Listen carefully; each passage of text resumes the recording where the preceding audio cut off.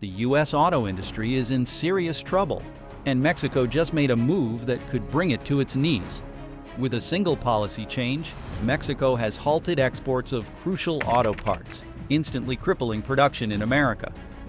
Ford, GM, and Stellantis are scrambling, plants are shutting down, and tens of thousands of jobs are at risk. But here's what no one's talking about. A new player is stepping in to fill the gap. And if they succeed, the American auto industry may never be the same again. Let's dive in. What's happening? The United States government, in an effort to bolster domestic manufacturing, imposes a new round of tariffs on Mexican imports. The move is meant to pressure automakers into bringing production back to American soil, but it triggers an immediate and severe response.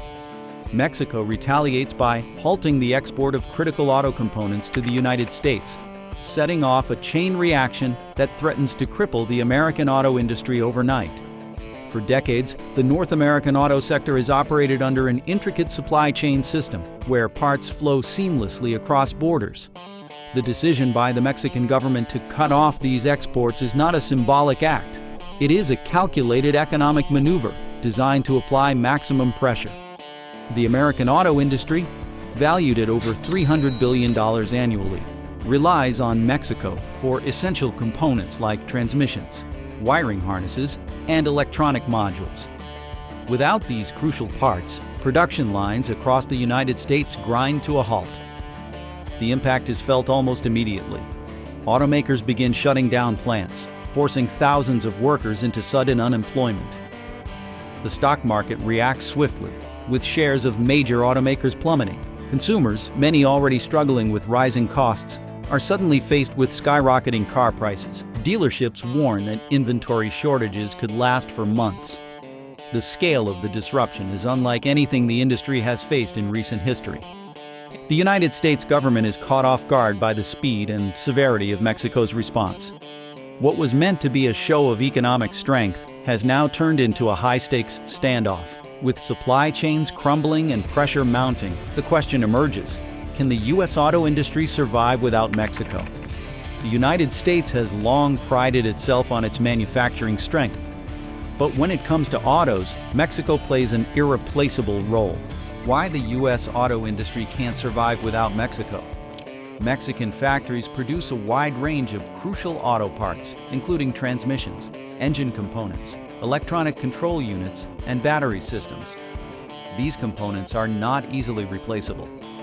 The reason automakers have relied on Mexico is that its factories have been optimized over decades to provide high-volume, high-precision production at a cost that is significantly lower than what American plants can achieve. Logistics also play a huge role. The proximity of Mexico to the United States means that parts can be transported quickly and efficiently across the border. Many auto manufacturers operate on a just-in-time production system, meaning they do not stockpile parts in warehouses, but instead receive shipments as needed. This system, designed for maximum efficiency, becomes a major liability when supply chains are suddenly cut off. Rebuilding these supply chains in the United States would be an extremely expensive and time-consuming process. Constructing new factories, hiring and training a workforce, and securing the necessary raw materials would take years.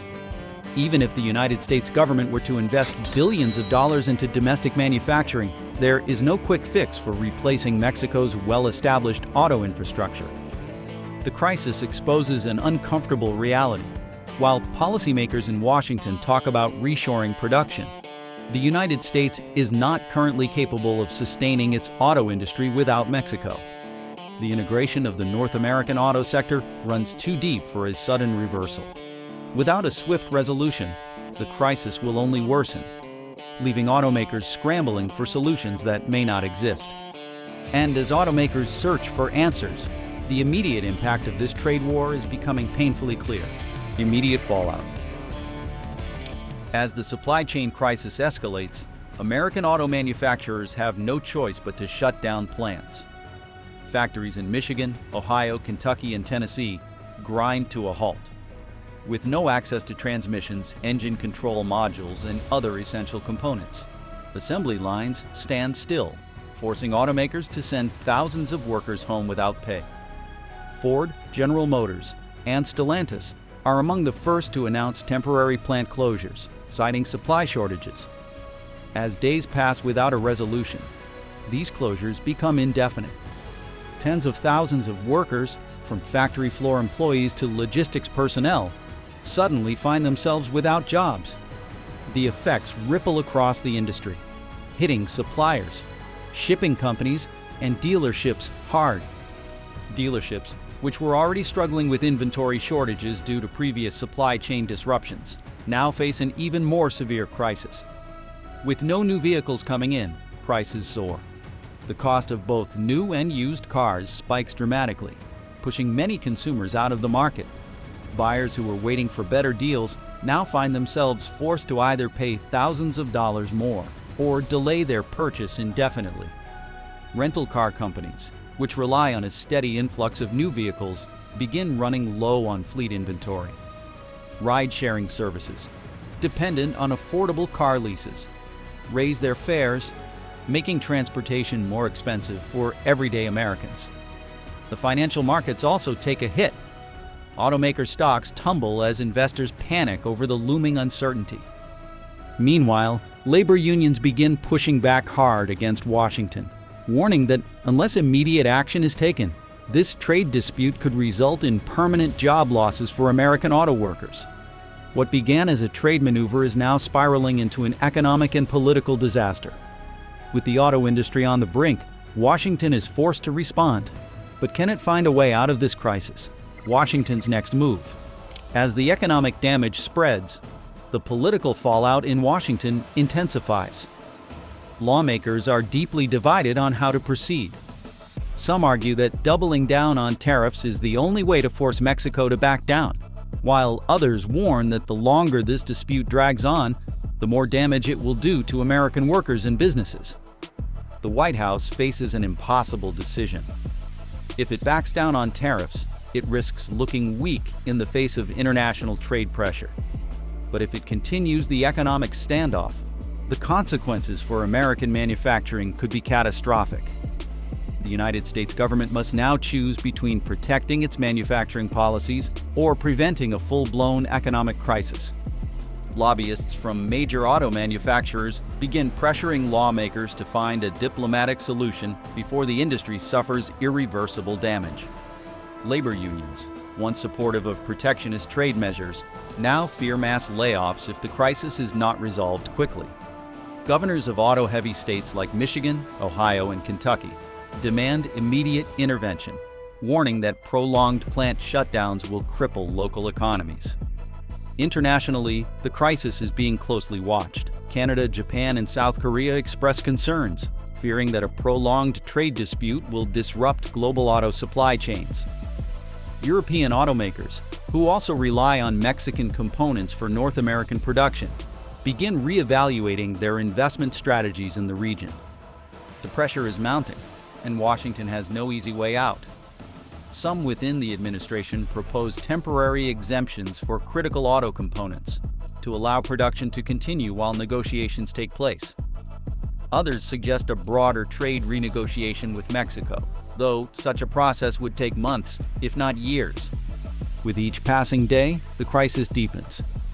The auto industry, a cornerstone of the U.S. economy, is now at risk of long-term damage. The question remains, will Washington find a way to de-escalate, or will this trade war spiral further out of control? The White House is cornered, but what happens if this crisis drags on? The failing Made in America plan. The first major challenge is labor costs. Compared to Mexico, where the average factory worker earns a fraction of what American workers do, manufacturing in the U.S. is significantly more expensive. The higher wages, stricter labor laws, and benefits packages required in the U.S. mean that any company shifting production north would face massive increases in operating expenses. This cost difference is one of the main reasons automakers moved production to Mexico in the first place. Beyond labor costs, building new factories takes time and money. If Washington wants automakers to shift production to the U.S., they would need to construct new assembly plants, supplier facilities, and distribution centers. This is not a process that can happen overnight. Factory construction, especially for high-tech auto manufacturing, takes years and costs billions of dollars in investment. Automakers would have to secure permits, acquire land, train workers, and install specialized machinery. Even if every major manufacturer started building today, it could take at least 5 to 10 years before a significant number of new vehicles roll off American production lines. Another major obstacle is the shortage of skilled workers. Over the past several decades, as manufacturing jobs were outsourced, fewer Americans entered skilled trade industries. Now there is a major gap in experienced factory workers, engineers, and supply chain specialists. This is a problem not easily solved. Training new workers takes years, and automation, while helpful, does not eliminate the need for human expertise. Finally, even if all these challenges were somehow overcome, automakers would still have to contend with higher production costs, which would ultimately be passed down to consumers. American-made cars would be significantly more expensive, making them less competitive in the market. While reshoring may sound like a patriotic and economically sound move, the reality is far more complicated. If Made in America is not a realistic solution, what about looking elsewhere? Could other countries fill the gap left by Mexico? Can Canada or Asia fill the gap? With Mexico now limiting auto exports, automakers are scrambling to find alternatives. Some have looked to Canada, a longtime trade partner with the US, and a country with a well-established auto industry. However, while Canada offers stability and skilled labor, it lacks the key advantages that made Mexico indispensable. The biggest issue with Canada is cost. Labor in Canada is even more expensive than in the US, thanks to stronger unions, higher wages, and strict labor protections. This would make shifting production to Canada a financially difficult move for automakers already struggling with rising costs. Geography is another problem. While Canada is close to the US, its harsh winters and distance from key shipping routes make it less ideal for year-round high-output manufacturing. Supply chains that rely on smooth transportation could be disrupted by weather-related delays, border issues, and higher shipping expenses. If Canada cannot replace Mexico, could automakers turn to Asia? Some US companies are considering moving production to Vietnam, Thailand, and even back to China. These countries offer lower labor costs, growing industrial infrastructure, and large, skilled workforces. However, shifting production to Asia introduces a new set of challenges. First, the logistics of shipping vehicles and parts from Asia to North America would add significant time and costs. The longer supply chains mean more potential disruptions, especially with ongoing global shipping issues. Additionally, political tensions between the US and China make relying on Chinese factories risky. With Washington imposing trade restrictions and tariffs on Chinese goods, automakers worry that they could face even more regulatory hurdles down the road. Vietnam and Thailand have emerged as rising manufacturing hubs, but they lack the scale and infrastructure to handle the level of auto production that Mexico provided. While some companies are testing small-scale production in these countries, it is not a viable large-scale solution in the short term. For now, automakers have no perfect alternative to Mexico. Every option comes with trade-offs, whether it be higher costs, longer supply chains, or political risks. As automakers struggle to adapt, American consumers are already feeling the impact. The crisis is hitting them where it hurts most, their wallets. How Americans are paying the price. Car dealerships across the US are running out of inventory. With fewer new cars rolling off assembly lines, buyers are competing for a shrinking number of available vehicles. This shortage is driving prices even higher, putting cars out of reach for many middle-class Americans. Interest rates on car loans are also climbing. With inflation still a concern, the Federal Reserve has kept interest rates high, making borrowing more expensive. This means monthly payments for new and used cars are skyrocketing, squeezing consumers even further. Rental car companies are feeling the pinch too. Many rely on a steady flow of new vehicles to refresh their fleets. But with supply chain disruptions, they are struggling to get new cars. As a result, rental prices are spiking, making travel more expensive for everyday Americans. Meanwhile, the used car market is once again spiraling out of control. With fewer new cars available, more buyers are turning to used vehicles, causing their prices to soar as well. The affordability crisis in the auto sector is deepening, and if the U.S. cannot resolve this trade war soon, car ownership could become a luxury rather than a necessity. Even if automakers find a way to produce cars elsewhere, there is still a much bigger challenge ahead: the global supply chain itself, the supply chain trap. Even if the U.S. could successfully shift auto production to another country, a much larger issue remains. Global supply chains are deeply interconnected. Simply moving factories does not mean that automakers can escape their reliance on foreign-made components. A modern car consists of thousands of parts, and many of the most essential components, batteries, semiconductors, and key electronic systems, come from a handful of suppliers, most of them in China, Taiwan, and South Korea. Even if vehicle assembly is moved out of Mexico, automakers will still need to source these critical parts from Asia. Battery production is one of the biggest challenges. Most electric vehicle batteries are manufactured in China, with key raw materials like lithium, cobalt, and nickel also controlled by a few countries.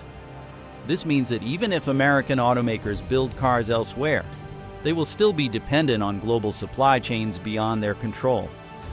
The semiconductor shortage from the past few years showed just how fragile the auto supply chain can be.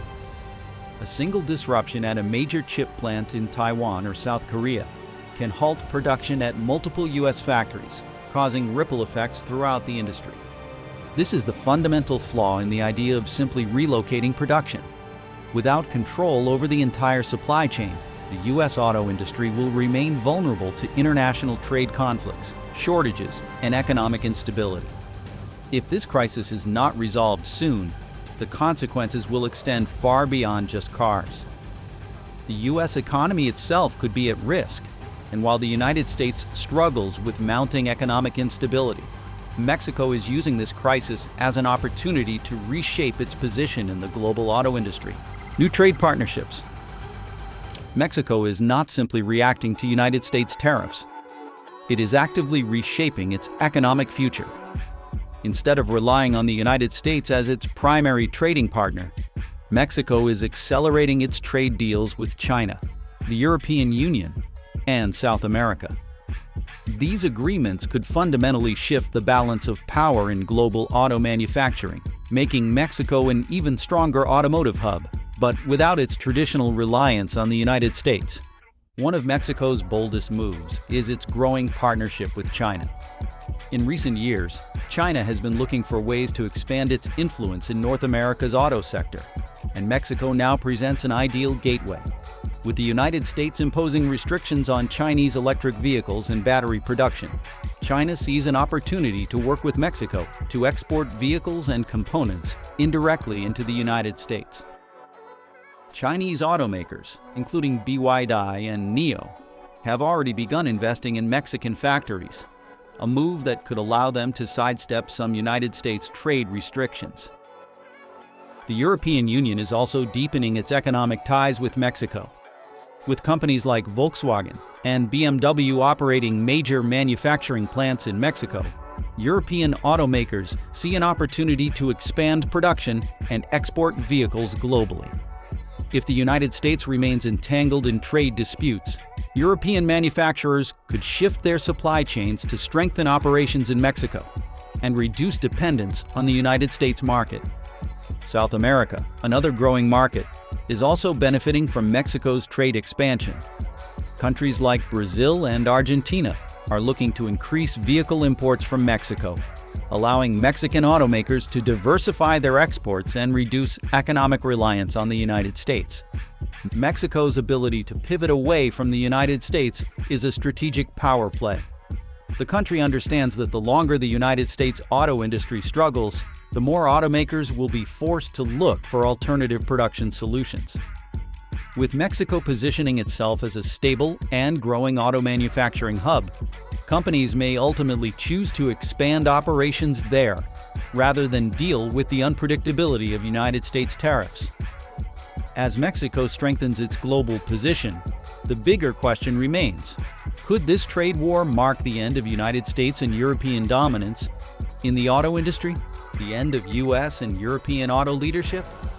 The United States auto industry has long relied on global supply chains and international partnerships, but trade disputes and economic instability have weakened its position. While companies like Ford and General Motors have been investing in electric vehicle production, they still struggle with supply chain disruptions, high labor costs, and regulatory uncertainty. Meanwhile, European automakers like Volkswagen, Mercedes-Benz, and BMW face similar challenges as competition from China intensifies. China, on the other hand, is rapidly increasing its dominance.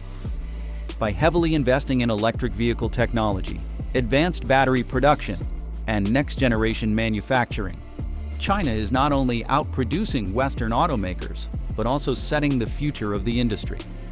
With Mexico strengthening its trade ties with China, the global supply chain could soon revolve around Asia and Latin America instead of the United States and Europe. The decline of Western auto dominance is not just about trade wars, it is about which countries are leading innovation. In the past, American and European automakers dictated industry trends. Today, China and Mexico are emerging as power players. Mexico is not the only country reshaping the future of the auto industry. Other nations are also rising as potential manufacturing superpowers. China's growing influence over Mexico's auto industry. As the United States and Mexico battle over trade policies, an unexpected player is moving in: China. While Washington imposes tariffs and restrictions, China is seizing the opportunity to expand its influence in Mexico's auto sector. With deep pockets, advanced electric vehicle technology, and an ambitious strategy, China is quietly positioning itself as a dominant force in North American auto manufacturing. Chinese automakers, including BYD, Chery, and SAIC, have been investing heavily in Mexico, building factories, forming partnerships, and integrating into Mexico's well-established supply chain. Their goal is simple: use Mexico as a gateway to enter the United States and Canada while bypassing Washington's tariffs on Chinese-made vehicles. If successful, this strategy could allow Chinese automakers to flood the North American market with competitively priced electric vehicles, without facing the same trade restrictions that have hindered direct exports from China. Mexico, in turn, is embracing China's investment. The country is eager to diversify its economic partnerships after years of dependence on the United States. By welcoming Chinese automakers, Mexico is not only securing foreign investment, but also expanding its role in the global auto industry. The partnership could help Mexico become a major producer of next-generation electric vehicles and wean itself off reliance on U.S. automakers. For the United States, this development poses a major geopolitical and economic challenge. If Chinese automakers establish a strong foothold in Mexico, they could undercut American and European brands in the electric vehicle market. Given that China already leads the world in battery production and electric vehicle technology, its presence in Mexico could accelerate its dominance in the global auto industry. This shift raises serious questions. Will Mexico continue strengthening ties with China, potentially reducing its reliance on U.S. trade? Will Washington impose new restrictions to block Chinese-built cars from entering through Mexico? These uncertainties will define the next decade of North American auto manufacturing. While China expands its influence in Mexico, other Asian nations are also looking to fill the gap left by the United States. South Korea and Japan. As tensions rise between the United States and Mexico, South Korea and Japan are moving quickly to strengthen their grip on the global auto market. Home to some of the world's top automakers, both nations are ramping up production, boosting exports, and capitalizing on the turmoil to capture market share from struggling American manufacturers. For South Korea, Hyundai and Kia are leading the charge. Over the past decade, these companies have rapidly expanded their production capabilities in North America, building massive factories in the United States and Mexico. Hyundai, in particular, has aggressively pushed into the electric vehicle market, with plans to invest billions of dollars into new production facilities.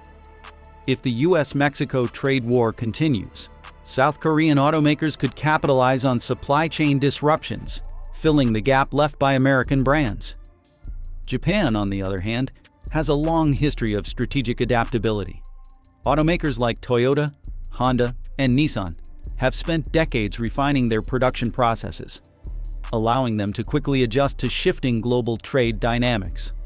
Toyota, the world's largest automaker, has been expanding its hybrid and electric vehicle lineup, with a particular focus on solid-state battery technology, a potential game-changer in the industry.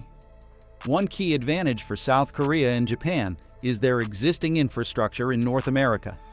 Unlike China, which is still building its presence, Japanese and Korean automakers already operate massive production facilities in the United States, Canada, and Mexico. This allows them to scale up production more quickly than their Chinese competitors, while still avoiding the trade restrictions facing US manufacturers. However, there are challenges ahead. South Korea and Japan must navigate rising production costs and increasing competition from China. If Chinese automakers successfully establish a strong presence in Mexico, they could directly challenge Hyundai, Kia, Toyota, and Honda in both pricing and technology. The battle for dominance in the North American market is just beginning. While South Korea and Japan strengthen their hold on the auto industry, another country is making a surprise entry into the global manufacturing race: India. The rise of India. India's auto industry is driven by two major forces: rapid industrial expansion and a massive domestic market. Companies like Tata Motors and Mahindra have been quietly building their global presence, focusing on affordable, fuel-efficient, and electric vehicles. While traditionally seen as a producer of low-cost cars for emerging markets, India is now making a serious push into advanced automotive technology. One of India's biggest advantages is cost efficiency. Labor costs in India are significantly lower than in China, Mexico, or the United States. As automakers look for new production hubs outside of North America, India is emerging as a highly attractive alternative. Some manufacturers, including Tesla and Volkswagen, have already explored plans to expand operations in India, seeing it as a future production hub for global exports. The Indian government has launched aggressive incentives to promote EV production and adoption, aiming to reduce dependence on fossil fuels and cut emissions. If successful, India could become a leader in affordable electric vehicle manufacturing, filling a niche that neither China nor Western automakers have fully capitalized on. However, India faces challenges in scaling up production and competing with more established auto giants. Its supply chain is still developing, and infrastructure limitations could slow growth.